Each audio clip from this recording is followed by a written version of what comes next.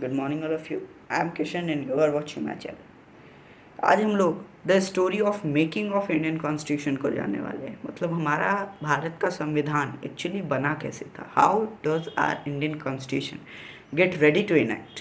Okay, so first step of making our Indian constitution was seen in the Swaraj bill in 1895 presented under eyes of बाल गंगाधर तिलक।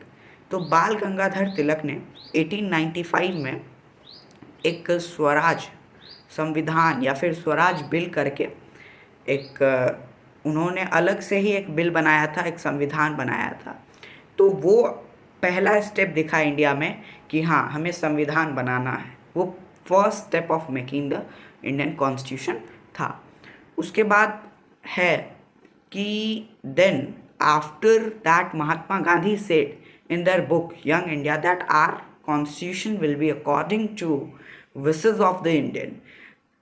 फिर महात्मा गांधी जी ने एक book लिखा जिसका नाम था यंग इंडिया।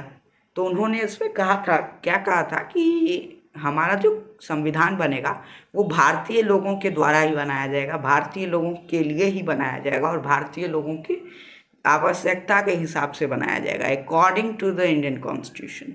ठीक है। उसके बाद क्या है, but after a strong opposition of Indian on the Simon commission. Simon commission क्या है? So the group of 7 Britishers, 7 Britishers का ग्रुप था जो कि इंडिया में आए थे इस कॉन्स्टिट्यूशन बनने की प्रक्रिया को रोकने के लिए, उसमें ऑब्जेक्शन लगाने के लिए कि नहीं, तुम संविधान नहीं बनाओगे, तुम संविधान बनाओगे तो हम कहाँ जाएंगे। तो भाई तुम्ही को तो भगाने के लिए बनाए थे संविधान। ठीक है। तो उसी को साइमन कमीशन बोला गया है। ठीक है। The secretary lord Bacon head करके एक सेक्रेटरी थे, उन्हीं के निर्देश में ये हुआ था।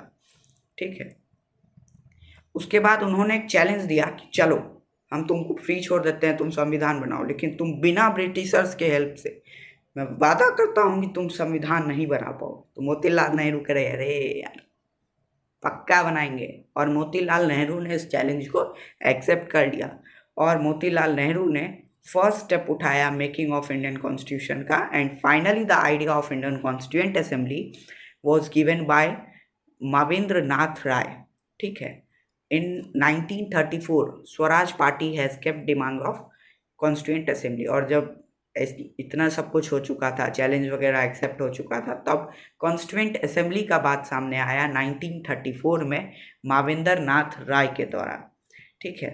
उसके बाद अगस्त bill 1948 August 1940 was set after the second world war the constituent assembly will be form. और ब्रिटिशर्स ने कहा था कि हम पहले सेकेंड वर्ल्ड वॉर लड़ लेते हैं, उसके बाद आएंगे इंडिया और फिर हम लोग इसके ऊपर विचार करेंगे कि हमारा कॉन्स्टिट्यूएंट असेंबली बनना चाहिए या नहीं, लेकिन हम लोगों ने पहले ही बना दिया। ठीक। In the constituent assembly there was totally 296 seats from which 213 belongs to general sections, 79 were Muslims and 4 were Sikhs. ठीक है। मतलब हर धर्म के लोग हमारे कॉन्स्टिट्यूएंट असेंबली में थे। ठीक है। The election of constituent assembly was first held on August 1946। और एक बात मैं आपको और बता दूं कि हमारे डॉक्टर B.R. अम्बेडकर जो थे वो वेस्ट बंगाल से चुन करके गए थे, लेकिन वेस्ट बंगाल चला गया पाकिस्तान के हाथ में, पूर्वी पाकिस्तान करके। तो अब डॉक्टर B.R. अम्बेडकर नहीं रह पाते अब कॉन्स्टिट्यूएंट असेंबली में। लेकिन देखिए, इतने दिलदार लोग थे उस समय कि उस समय जो है मिस्टर जैकर ने अपना पद छोड़ दिया, अपना त्याग पत्र दे दिया और कहा कि हमसे ज़्यादा काबिल डॉक्टर B.R. अम्बेडकर हैं, तो उन्हें कॉन्स्टिट्यूएंट असेंबली में ज़रूर रखा जाए। और खुद का सीट छोड़ करके उस सीट पर डॉक्टर B.R. अम्बेडकर को लाया गया। उसके बाद कॉन्स्टिट्यूएंट असेंबली को कुल 22 भागों में बांटा गया, जिसमें कि सबसे मेन पार्ट था उसका ड्राफ्टिंग कमेटी, जिसके हेड थे अपने डॉक्टर B.R. अम्बेडकर।